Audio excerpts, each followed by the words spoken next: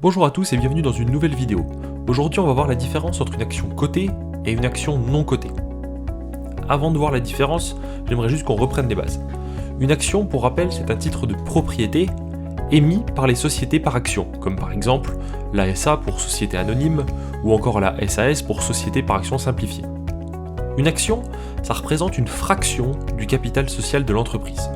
Celui qui la détient est donc actionnaire. Pour être actionnaire, pas besoin d'être richissime, vous pouvez tout à fait être actionnaire d'une société pour 10 € seulement ou même moins. Les actionnaires étant ainsi propriétaires d'une partie de la société, ils ont des droits et peuvent, à plus ou moins haute échelle, intervenir dans la gestion de l'entreprise et surtout en tirer un revenu potentiel que l'on appelle dividende.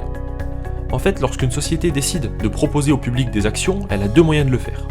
Soit elle passe par un marché financier, et les actions sont ainsi cotées, comme c'est le cas par exemple pour les entreprises du CAC 40, ou alors elle vend ses actions en dehors d'un marché financier, et du coup elle est obligée de le faire en direct. Dans ce cas, nous parlons d'actions non cotées. Les actions non cotées sont souvent détenues par des investisseurs qui ont décidé de souscrire directement au capital de l'entreprise, et dans la plupart du temps, ça s'est fait avec un contact direct avec le chef d'entreprise. Ça pourrait par exemple être le cas dans votre quotidien, si jamais l'entreprise de transport de votre commune, une entreprise assez conséquente, décide d'émettre des titres d'actions, vous pourriez très bien en racheter une partie et donc devenir actionnaire.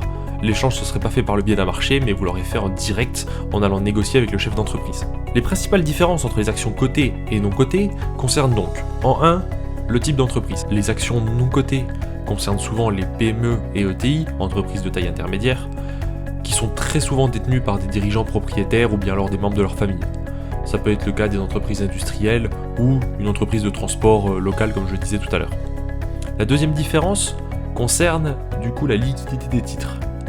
En fait, lorsque vous achetez des actions cotées en bourse, vous pouvez très bien acheter des actions le matin même et les revendre le soir sans aucun souci.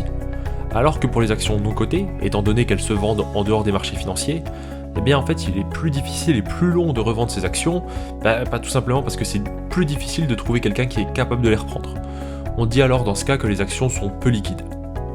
La troisième différence concerne le prix, ou du moins l'approche du prix.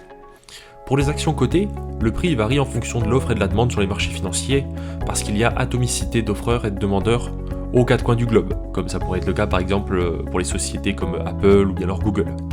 Pour les actions non cotées, le prix est souvent déterminé suite à une négociation qui est plus ou moins longue entre deux parties, et la raison est simple, c'est qu'il y a moins d'offres mais il y a aussi moins de demandes. Du coup les négociations sont souvent faites entre 2 ou 3 personnes. Donc vous l'aurez compris, la principale différence entre les actions cotées et non cotées concerne majoritairement la taille de l'entreprise. Il existe cependant des exceptions, et parfois, de petites sociétés décident de vendre leurs actions sur un marché financier, et de grosses structures décident de ne pas être cotées. C'est le cas par exemple de la société Auchan. C'est tout simplement un souhait de la famille Mullier qui voulait garder son indépendance et ne pas le mettre sur des marchés cotés pour éviter que des actionnaires extérieurs à la famille puissent prendre des parts et donc intervenir au niveau des décisions. Pour résumer, lorsque vous achetez des actions non cotées, vous avez un lien qui est beaucoup plus fort avec la société, et il y a aussi une dimension humaine derrière qui est encore perceptible pour la plupart du temps. Alors pour les actions cotées, il s'agit souvent de pure spéculation boursière, et cela n'est qu'un objectif purement financier. J'espère que la vidéo vous a plu, n'oubliez pas de vous abonner à la chaîne et surtout liker la vidéo. Merci à tous!